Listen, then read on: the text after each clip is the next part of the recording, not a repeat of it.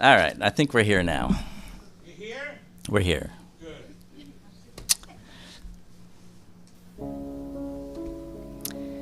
Have you ever taken a Friday afternoon off? Or maybe just left a little early? Well, I did that. Wasn't a hard week. You see, we were in the heart of summer, a time when things just naturally slow down. It was about 3:30, and I said to myself, why don't you take some time just to be with you? I know you've had that thought, and if you haven't had that thought, it's a good thought to have every once in a while. Contemplate your life. Look at what you have. Slow down. Listen. Of course, first I had to do some yard work. Always an obsession.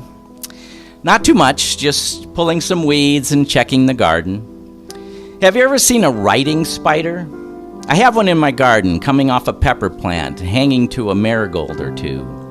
They're very large. This one was about 1.5 inches long, and they build very strong webs. Usually, there's an area in the web with a tight zigzag, hence the name writing spider. Anyway, I had to break one long leg of the web just to get by on the path. He didn't care, though. He had a nice big bug, all wrapped up and ready for supper, which he proceeded to consume. There were a few tomatoes on the vines, but this rain has them forming soft spots. The cherry tomatoes were nice, though, except there were too few. It was now time to lie in the hammock. It was one of those things Sandy just had to have, and of course, I love it. A pillow under my head, James Taylor in my ears, and the sky filled with fluffy white clouds. There was a nice breeze, and the clouds were just enough to let the sun peek through, off and on. This felt pretty good. My smile got a little bigger, my heart slowed down, my spirit began to rise. This is a good way to end a week. For a time, I actually was up in the trees, watching the wind whisper through the leaves, listening to James sing "Line 'Em Up." For me, it was a time to slow up. Lots of thoughts, lots of ideas, lots to see. Oh yeah, the reason that I'm reading this to you, I want to thank you. Thank you for being in my life, in whatever way that is, because you being there makes me possible.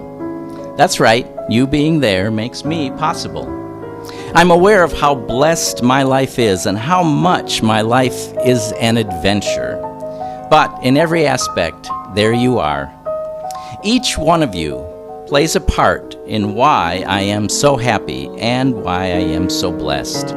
You see, each one of you has touched me in some way. You have given me who you are, who you wish to be, and I hope that I have given myself to you.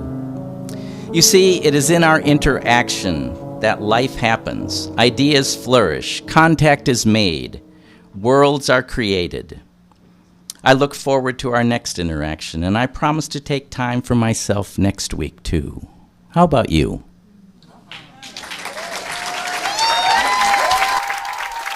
Marc Cram, ladies and gentlemen.